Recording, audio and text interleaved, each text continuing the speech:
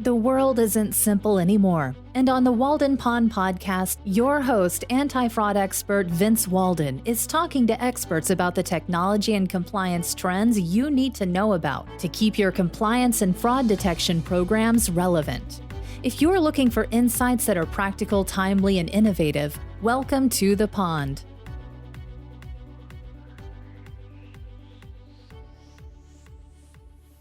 Well, welcome to the pond. I'm your host, Vincent Walden, part of the Tom Fox Compliance Podcast Network. Today, I'm with my friend Peter Grossman, who's co-founder of Labyrinth Training. Labyrinth is a leading compliance, innovation, and training company that's really redefining how compliance training and code of conduct training is delivered to employees. I think you're going to really like some of the ideas and things that he's implementing. So welcome, Peter. Welcome to the show. Thanks, Vince. Thanks for having me. Glad you're here. Well, before we start, as you know, I like to start off with a quote from our mascot, Henry David Thoreau. And because today's topic is on training, I found this very applicable quote, not from Walden itself, but from a journal that Thoreau wrote on December 31st, 1859. And it reads like this. He said, "How vain is it to teach youth, or anybody, truths? They can only learn them after their own fashion and when they are ready." So what do you think about that in the context of training? Well, I mean, the thing I like about it the most is that it sort of acknowledges one of the things that I think can be really difficult for people in the role of having to train people to acknowledge, which is that this isn't up to you. You don't have a say in your audience's attention span, in their language, and you don't get to pick that. You have to adjust to your audience. So I really like the idea that it sort of admits the ceiling. It admits that, hey, you can only do so much, but it also sort of hints at the idea of how, you can successfully communicate with people. And the idea of having people experience something for themselves, when you're dealing with training, obviously you're doing something with the idea of ahead of someone going out into the world, but putting them in scenarios where they can think about what the decisions would be is about as close as you can get to what he's saying without just throwing people out into the world completely untrained. Right. They'll only be trained when they are ready or if they're interested is what I gathered out of it. And that's so true. So let's talk about Labyrinth then. Again, for background on the audience, who's our legal and compliance professionals and anti-fraud professionals out there, tell us about your background and how you got into compliance training and how you've worked with companies and their programs. You've worked with, such companies as AB InBev and UNICEF and World Economic Forum. I mean, it's really taken off, this new approach. So how'd you get there? And what's your background? So my partner, Scott, and I are very much not lawyers. We come from a background of entertainment, journalism, production, that kind of stuff. And a few years ago, we're off on our own with a production company working with the types of clients that matched our background. We both worked for Rolling Stone for many years. Scott worked for HBO. I worked for the tabloid Us Weekly. And those were the types of clients that we worked for because we were used to sort of building digital products and around, that type of subject matter. But I'm good friends with Matt Galvin, the VP of Ethics and Compliance at AB InBev. And he and I were speaking one day at a Little League game. We were co-coaches together. And he asked me if we could make a compliance training that his employees would actually pay attention to. And I immediately said yes. I had no idea what a compliance training was, but I knew that we were good at getting people to pay attention to things. And so away we went. He asked us to make an anti-corruption training. And so, we started, as we always do, with their policy and kind of look through, okay, this is the kind of stuff that they're trying to teach, but quickly realized it wasn't enough to just, they're showing us the PowerPoint presentations, those type of things that they're using to train in the past, that it wasn't enough to see what the policy was. Everyone has a policy that says don't take bribes. That's not hard. What I wanted to know is how they experience this in the world, out in the field. What are the types of bribery concerns they need to look out for? And so from that, we sort of hit upon very early that storytelling had to be a huge component in this in order for it to work. And so we got this great story from Matt about a time that they were offered sacred cows for slaughter for a ritual. The locals were the end, and we kind of ran with that. And so, I don't want to ruin it for anyone who will see it in the future, but they appear in that first episode very prominently. And the way that we handled that situation sort of defined how we move forward. The idea of the importance of storytelling and maybe not having the easiest path through a training. And you think about that importance of storytelling and engaging and what makes it unique. When you think about traditional kind of situational or scenario-based training, what's different about your model than what I would expect with like a normal human recording or video? Sure.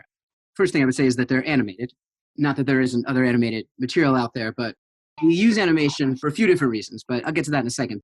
The other things that I think that make it different is, when we sit with a client to go through something that we're making for them, we have that sacred cow story experience every time. I want to hear how you guys mess this up. How does your staff deal with this? And so we build things that are custom for clients that are actually going to reflect the universe that their employee functions. Right. And so it's one thing to say you're approached by a government official who is asking for a bribe. What do you do? Like, that's an easy question. That's pretty generic. And it doesn't help anybody. Then they know, they're looking at it and they say, oh, this wasn't made for me. There's no effort put into this. And Right. the audience then puts as much effort back into it. And so I think the importance of memorable storytelling, we have this fun narrator that is this sort of talking, vibrating sound wave that serves as the conscience of everything, and the narrator that walks you through it, and a handful of recurring characters that I think people get used to and kind of enjoy. And so it sticks. Yeah, that's it.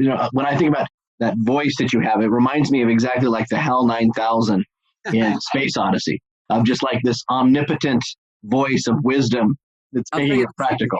I'll tell you the secret, Vince. The secret is it's my reading to children voice. I didn't know that at first, but my wife actually figured it out one day when she came in and I was reading a goodnight story, a bedtime story to our toddler.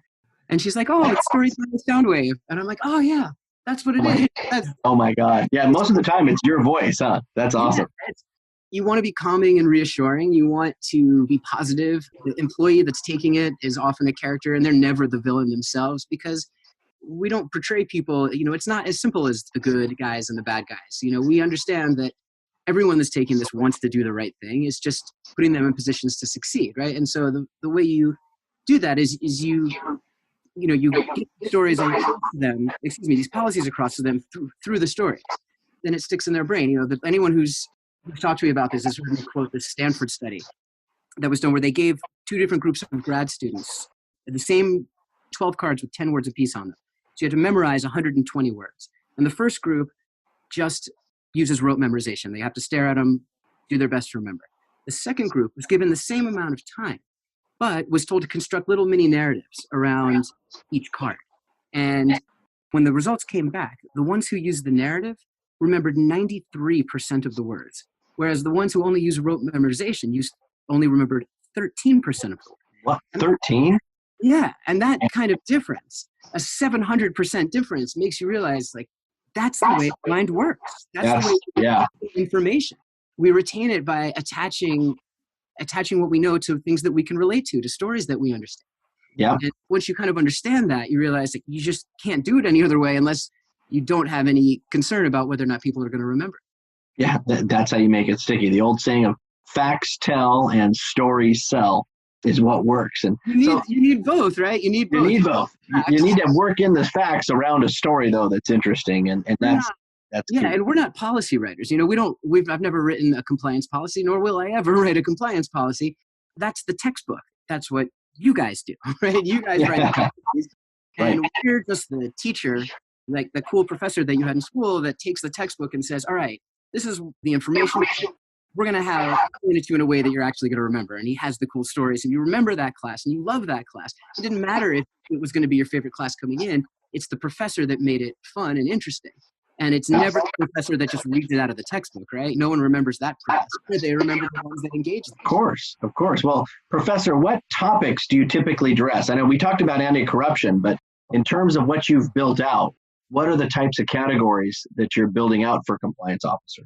So we've done all of the regular run-of-the-mill. We've done conflict of interest and data privacy and antitrust. We built a sexual harassment, anti-harassment package, two-part package around anti-harassment and bystander training. We've done sort of the typical traditional compliance. I think the stuff that we've done that turns me on the most above and beyond that is we did a human rights training that sort of dealt with debt bondage.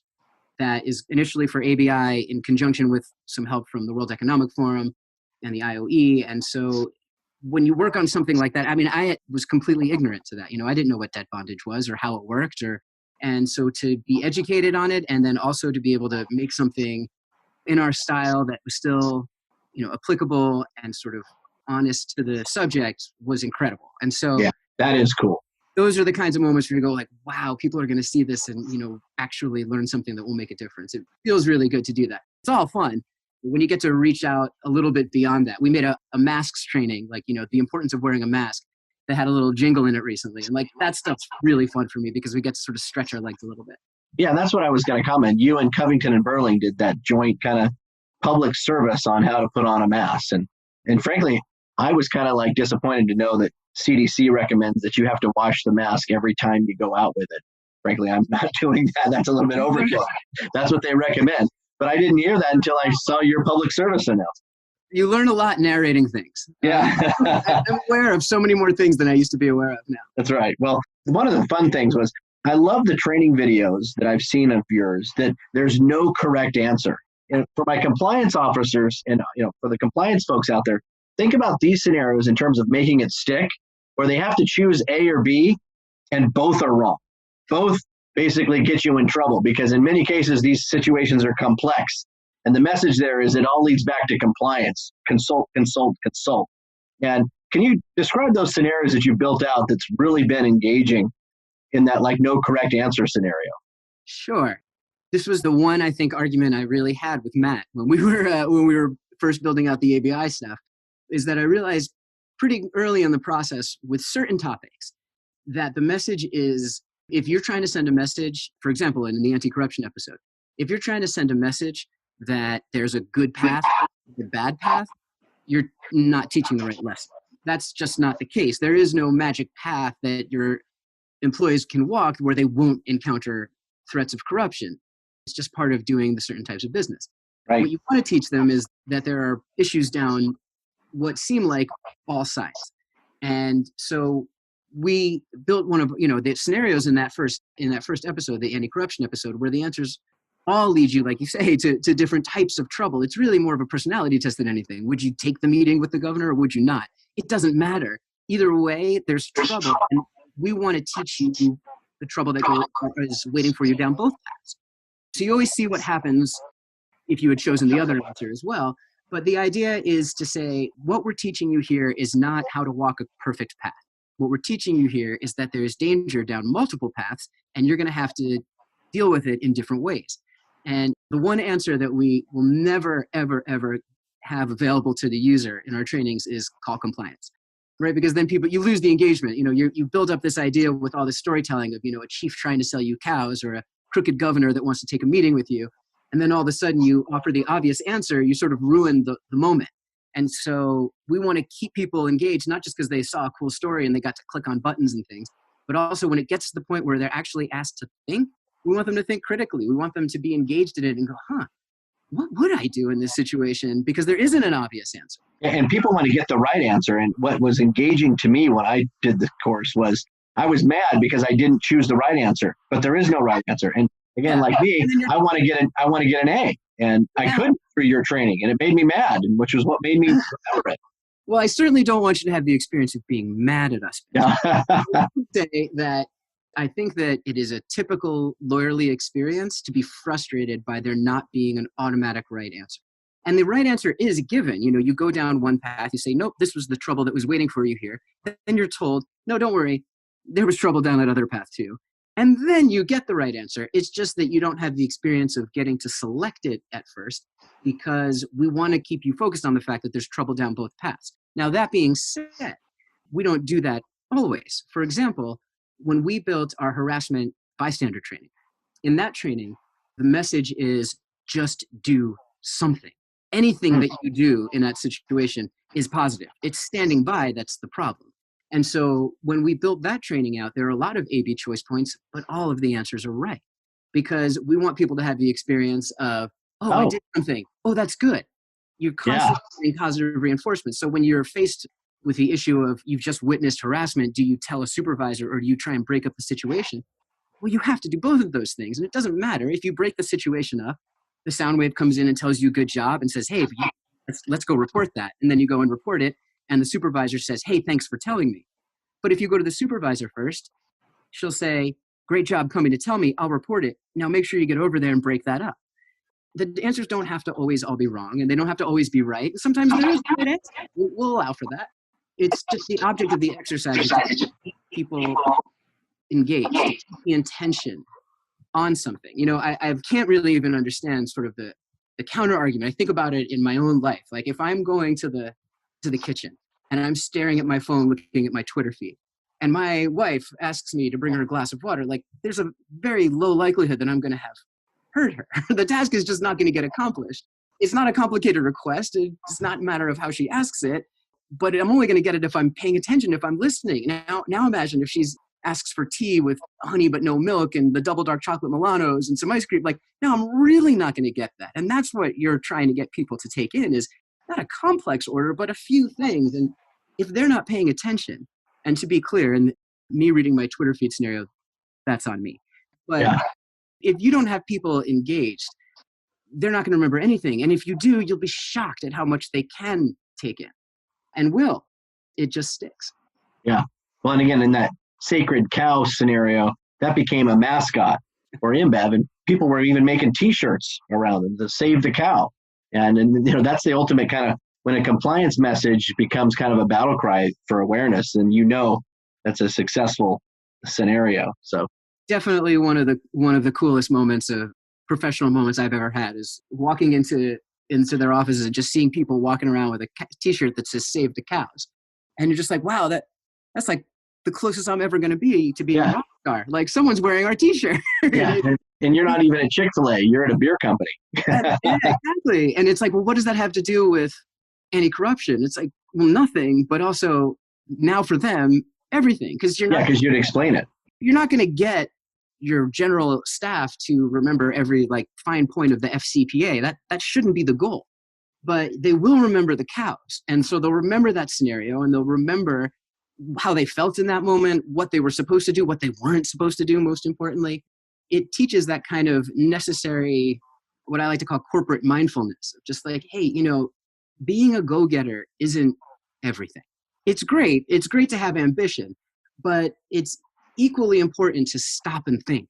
So I would argue more important to stop and think. And I think that some people, they have the idea that if they don't make the decision, then they're not decisive, then they're weak, and somehow that's not someone that's going to get promoted, or et cetera. And really, it's the thoughtful, mindful people that you want out in the field and dealing with things.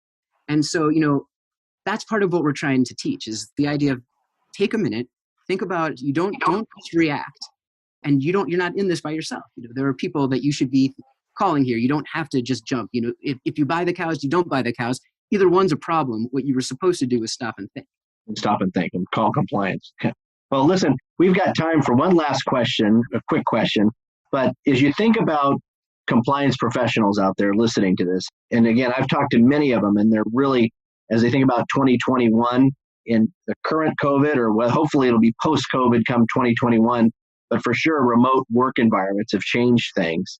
What kind of training and communication messaging should they be thinking about as they go into the new year? Well, I'll be showing my underbelly here, but I think that the answer has got to be empathy. This sucks, right? This all sucks. Let's not pretend that it doesn't. And things just aren't going to run as smoothly right now. And I'm not talking about not being your absolute best in a meeting. I'm talking about, you're not going to make the meeting sometimes because your kid is melting down because they can't learn long division, and now you're their teacher too. And so that's not, that's the reality. And I think the message has to be take care of that and have room to take care of that. We did it. This is not just for parents. We did it with putting out a flexible work arrangements, sort of family-friendly policies training with UNICEF that'll be forward-facing in the coming weeks that talks specifically about this. But it's not just, parents. It's everyone who's socially isolated to some extent. And the long-standing effect that's going to have on our mental health is real. And I think that obviously all the thoughts that I have on training about it being, shorter and engaging and interactive and all that apply. But in terms of the messaging, I think it's, the most important thing that a company can do right now is make sure that everyone in their company is doing, whatever counts right now is okay. Yeah, well, no doubt. Peter, this has been a pleasure and always a fun conversation talking with you. And I hope we kind of spurred some new ideas with the audience out there in terms of what they can be thinking about in the program. So thank you for joining me out on the pond today.